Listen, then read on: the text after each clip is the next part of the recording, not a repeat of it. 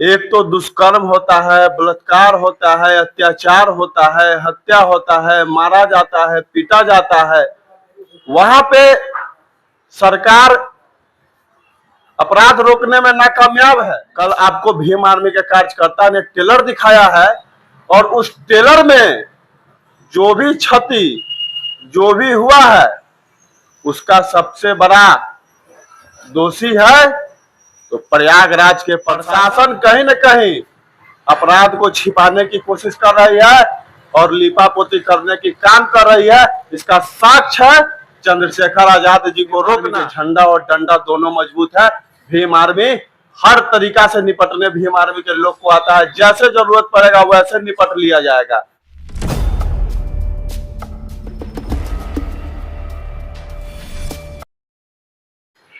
उत्तर प्रदेश के प्रयागराज में जनपद कौशाम्बी में 8 वर्षीय बच्ची के न्याय दिलाने के लिए भीम आर्मी संस्थापक सह नगीना सांसद आजाद समाज पार्टी राष्ट्रीय अध्यक्ष न्याय दिलाने के लिए वहां पे पहुंचने के क्रम में उनको एयरपोर्ट पे ही गिरफ्तार कर लिया गया पुलिस के द्वारा और पीड़ित परिवार से मिलने नहीं दिया गया। वहां से उनको अरेस्ट कर करके सर्किट हाउस ले जाया गया और वहां पे बैठा दिया गया। उसी क्रम में पुलिस के द्वारा 2 घंटे का समय दिया गया।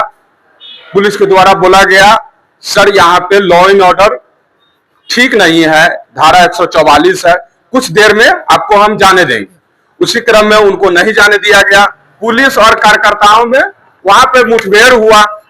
आइए हम उन्हीं सब बातों पे भीम आर्मी के जिला अध्यक्ष से जानना चाहते हैं क्या हुआ वहां पे जब चंद्रशेखर आजाद जी एक बच्ची के न्याय दिलाने के लिए पहुंचे। देखिए, सबसे पहले उत्तर प्रदेश में जो कल घटना हुआ ये काफी निंदनीय है। सबसे बड़ा अगर इस घटना में कोई दोषी है तो उत्तर प्रदेश के शासन और प्रशासन। सच्चाई हकीकत जान के आप हैरान रह जाइएगा।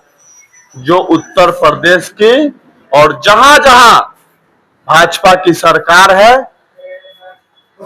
वहां वहां उन राज्यों की हाल कानून व्यवस्था बिल्कुल वेंटिलेटर पे चला गया है। ये कहां का न्याय है? एक तो दुष्कर्म होता है, बलात्कार होता है, अत्याचार होता है, हत्या होता है, मारा जाता है, पीटा जाता है। वहां पे सरकार अपराध रोकने में नाकामयाब है और जब कोई हमारे नेता वहां आवाज उठाने जाते हैं तो उनको रोका जाता है।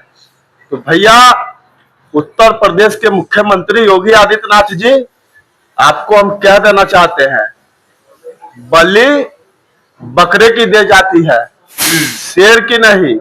तो चंद्रशेखर आजाद जी को आप हल्के में लेकर रोकने का जो काम कर रहे हैं। कल आपको भीम आर्मी के कार्यकर्ता ने टेलर दिखाया है और उस टेलर में जो भी क्षति जो भी हुआ है उसका सबसे बड़ा दोषी है तो प्रयागराज के प्रशासन और राज्य के मुख्यमंत्री। आप क्या समझ के रोके हैं? आप अन्याय अत्याचार नहीं रोक पा रहे हैं। दलित शोषित वंचित पे लगातार अत्याचार हो रहा है। जब हम हमारे नेता हमारे पार्टी के लोग परिवार से मिलने जाते हैं तो आप रोकते हैं। बार बार बोला जा रहा था प्रशासन के द्वारा लॉ एंड ऑर्डर खराब है, धारा 144 है।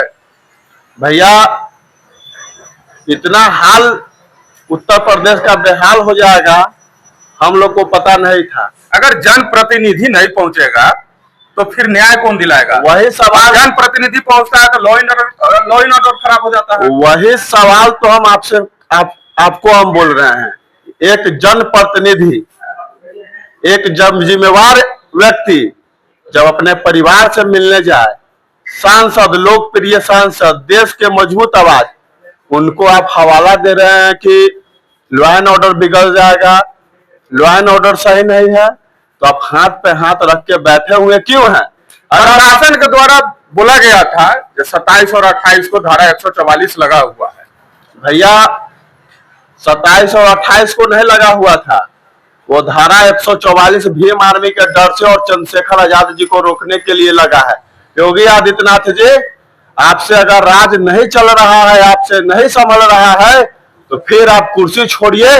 भीम आर्मी के लोग अपराधी को सबक सिखाने के लिए, गुनाहगार को जेल भेजने के लिए, गुनाहगार को कुचलने के लिए, उसका कुचंबर निकालने के लिए तैयार है। आखिर इतना खौफ क्यों, जो उनके आने से पहले लॉ एंड ऑर्डर खराब हो जाता है? देखिए, कल जो भीम आर्मी के कार्यकर्ता ने आंच जलाया है, उस आंच में 2027 में उत्तर प्रदेश के मुख्यमंत्री योगी नाथ की सरकार और भाजपा की सरकार जल के राख हो जाएगी। और हम जिम्मेवारी के साथ कहते हैं, 2027 में उत्तर प्रदेश में भाजपा और उनके जो प्रशासन है, जो उनके कहने पे गुलामी कर रहे हैं, दोनों का नसबंदी भीम आर्मी के लोग कर देंगे। लेकिन वहां से एक बात और निकल के आ रहा है, पाल समाज कह रहे हैं कि हम पीड़ित है, वहां के ब्राह्मण समाज से ही हुआ था, ब्राह्मण समाज कह रहा है हम पीड़ित है। आखिर इसमें सच्चाई क्या है?